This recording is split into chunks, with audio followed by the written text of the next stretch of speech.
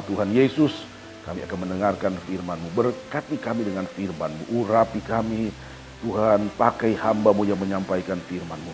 Jadikan berkat. Suara hamba-Mu, biar Engkau berkati. Engkau berikan kuasa. Setiap yang mendengar, mereka diberkati oleh Tuhan. Dalam nama Yesus kami berdoa.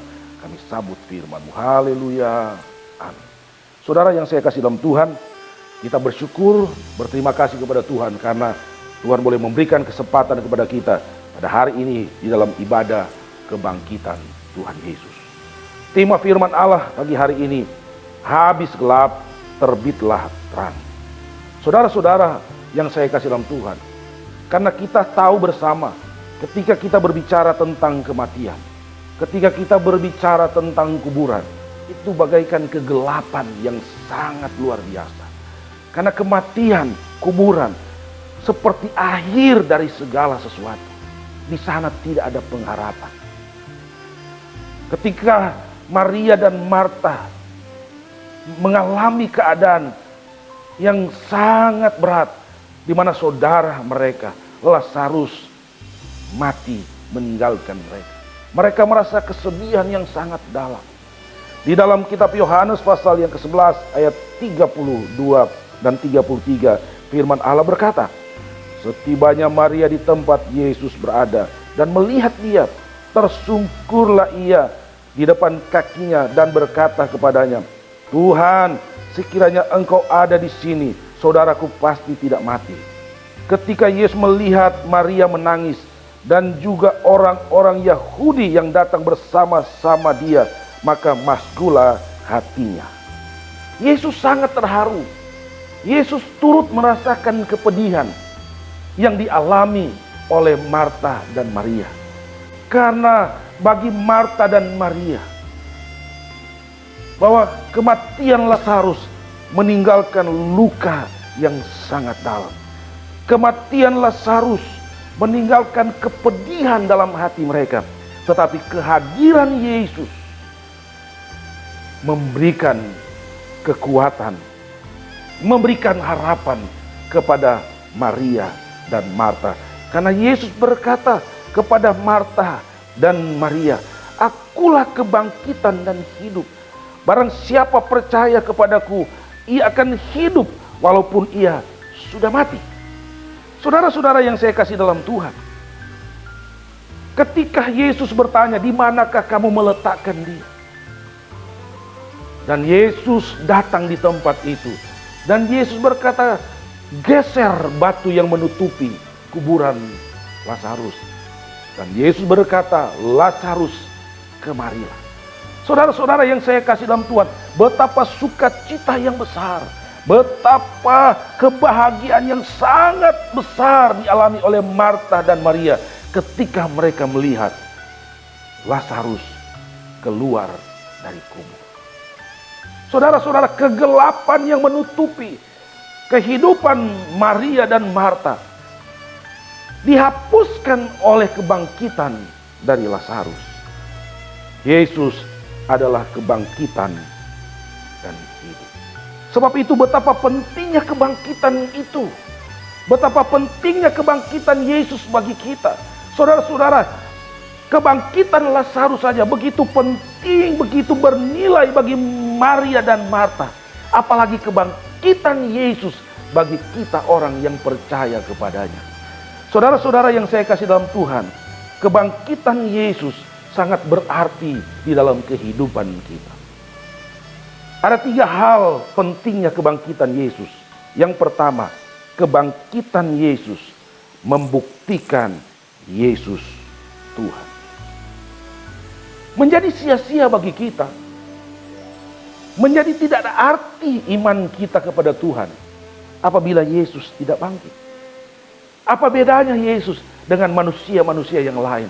Tapi yang membedakan Yesus dengan manusia yang mati lainnya adalah Yesus adalah Allah yang bangkit dan hidup.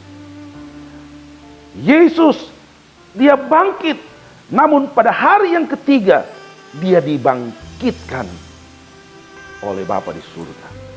Wahyu pasal pertama ayat 18 berkata, dan yang hidup. Aku telah mati, namun lihatlah, aku hidup sampai selama-lamanya. Dan aku memegang segala kunci maut dan kerajaan maut. Saudara-saudara yang saya kasih dalam Tuhan, kita melihat bahwa Yesus, dia tidak selamanya ada di dalam kuburan, tetapi dia dibangkitkan, membuktikan bahwa Yesus adalah Tuhan. Di dalam kitab Roma pasal 6 ayat 9 berkata, karena kita tahu bahwa Kristus sesudah ia bangkit dari antara orang mati, tidak mati lagi, maut tidak berkuasa lagi atas dia. Kita melihat bersama, dalam sejarah Alkitab memang ada orang-orang yang dibangkitkan, tapi firman Allah tidak mencatat bahwa mereka tidak mati lagi. Tetapi Yesus ketika dia bangkit dari antara orang mati, dia tidak menemukan ajal lagi. Dia tidak mati lagi, tapi dia naik ke surga. Menandakan bahwa benar-benar dia Tuhan, dia Allah yang hidup dan berkuasa. Bagian yang kedua, pentingnya kebangkitan Yesus adalah menjawab keraguan, ketidakpercayaan para ahli Taurat, orang Farisi, imam besar agama Yahudi. Mereka sangat tidak percaya bahwa Yesus itu adalah Tuhan. Dia adalah Mesias yang turun ke dunia ini untuk menyelamatkan umat manusia. Di dalam Matius pasal yang ke-26 ayat 63 sampai 65, firman Allah berkata seperti ini. Tetapi Yesus tetap diam. Lalu kata imam besar itu kepadanya, demi Allah yang hidup, katakanlah kepada kami, apakah engkau Mesias, anak Allah atau tidak? Jawab Yesus, engkau telah mengatakannya. Akan tetapi aku berkata kepadamu, mulai sekarang kamu akan melihat anak manusia duduk di sebelah kanan yang maha kuasa dan datang di atas awan-awan di langit. Maka imam besar itu mengoyakkan pakaiannya dan berkata, ia menghujat Allah, untuk apa kita perlu saksi lagi? Sekarang telah kamu mendengar hujatnya. Saudara-saudara yang saya kasih dalam Tuhan, ketika imam besar bertanya, apakah engkau adalah Mesias? Dan ketika Yesus memberikan jawab bahwa engkau sendiri yang mengatakannya, maka saudara-saudara yang saya kasih dalam Tuhan, bukan mereka percaya bahwa Yesus adalah Tuhan. Bukan mereka akhirnya menerima kenyataan bahwa Yesus adalah Tuhan.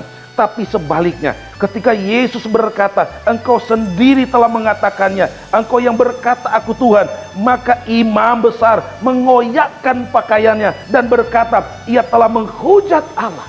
Ketika Yesus telah menyampaikan satu kebenaran tentang dirinya, bahwa dia adalah Allah, untuk menjawab keraguan-raguan dari imam besar, dari orang-orang Farisi, para ahli Taurat, maka yang Yesus terima, yang Yesus dengar, justru mereka makin tidak percaya kepada Yesus. Bahkan mereka berkata, Yesus telah menghujat Allah. Saudara-saudara yang saya kasih dalam Tuhan, berapa banyak kali dalam hidup kita, kita yang sudah menerima kebenaran firman Tuhan, kita yang sudah mengalami pengalaman-pengalaman yang besar bersama dengan Tuhan, kita berbeda dengan orang Yahudi yang tidak mengalami pengalaman-pengalaman yang luar biasa bersama dengan Tuhan. Kita mungkin orang-orang yang lebih dari mereka. Kenapa? Karena kita telah mengalami mujizat Tuhan, kita telah mengalami pertolongan Tuhan, kita telah mengalami berkat-berkat Tuhan yang luar biasa. Tetapi terkadang kegelapan, terkadang masalah, terkadang persoalan menjadikan kita ragu, menjadikan kita tidak percaya kepada Tuhan, menjadikan kita orang yang tidak lagi mengakui kebesaran pertolongan Tuhan di dalam kehidupan kita. Berapa banyak kali kita mau lari, berapa banyak kali kita tinggalkan Tuhan. Bahkan ada hamba-hamba Tuhan, ada jemaat-jemaat Tuhan yang akhirnya meninggalkan Tuhan, yang menyangkal Tuhan karena kegelapan, karena keadaan yang berat yang mereka alami, sehingga mereka lupa, mereka tidak percaya lagi kepada Tuhan Yesus. Kalau ahli Taurat, para orang Farisi, Mungkin mereka tidak mengalami pengalaman yang indah dengan Tuhan, pengalaman-pengalaman berkat dengan Tuhan, sehingga ada keraguan tentang kealahan Yesus. Tetapi ya, justru masalah yang terbesar hari-hari ini, begitu banyak orang yang sudah mengalami pengalaman-pengalaman yang besar di dalam Tuhan, sudah mengalami mujizat, tetapi mereka meninggalkan Tuhan. Tetapi kebangkitan Yesus memberikan harapan kepada kita. Mari, apapun persoalan kita, apapun beban yang menimpa kita, apapun pergumulan yang kita hadapi, kita tetap percaya kepada Tuhan. Kita tetap yakin bahwa Tuhan sanggup menolong kita, Tuhan sanggup memberkati kita, Dia sanggup melepaskan kita, karena di dalam kebangkitan ada terang Allah yang ajaib untuk menolong kita. Pentingnya kebangkitan Kristus, bagian yang ketiga yang saya ingin sampaikan kepada saudara. Kebangkitan Kristus memberikan sukacita yang besar. Saudara-saudara yang saya kasih dalam Tuhan, kita tahu bersama bagaimana murid-murid merasa kehilangan. Murid-murid merasa hidup dalam kegelapan yang besar, di mana Tuhan mereka sudah mati. Saudara-saudara, sehingga mereka datang dalam kuburan.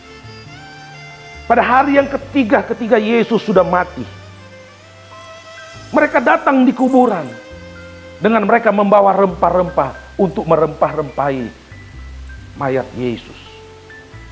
Mereka datang di kuburan, mereka hanya ingin melihat apakah mayat Yesus masih ada di sana.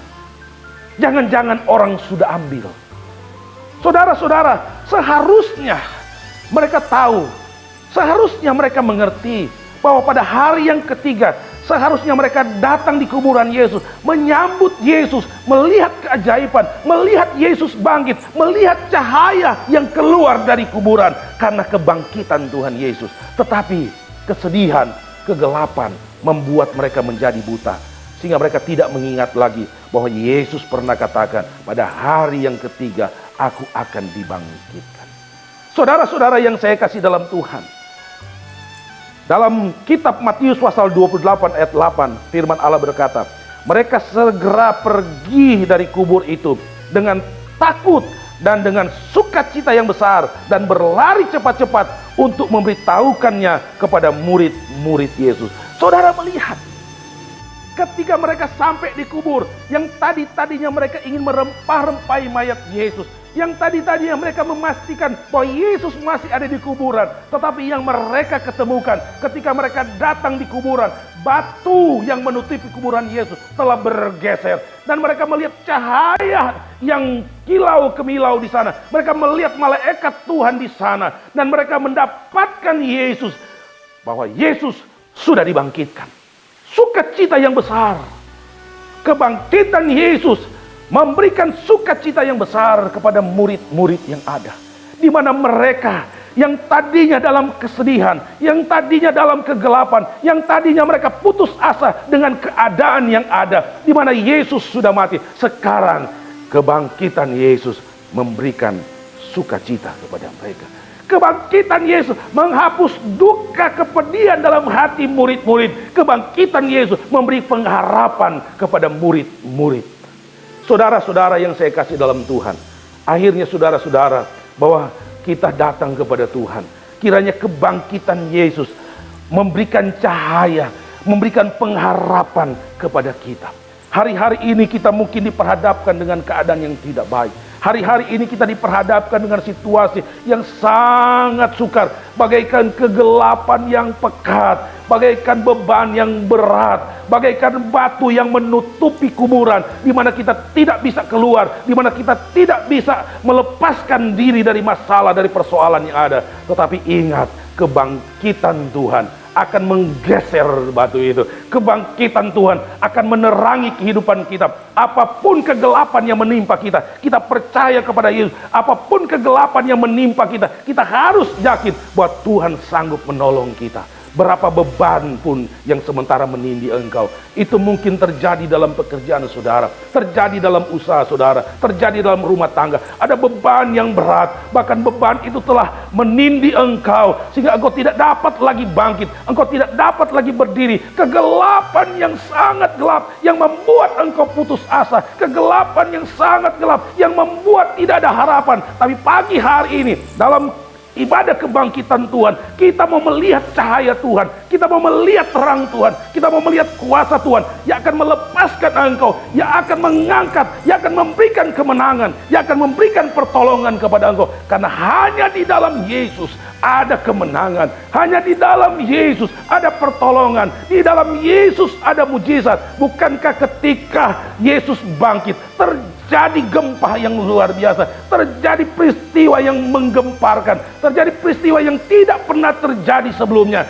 bahwa ada orang yang bangkit dan terjadi gempa bumi. Saudara, Yesus akan menggoncangkan kegelapan. Yesus akan menggoncangkan batu yang membuat kita tertekan. Yesus akan menggeser semuanya.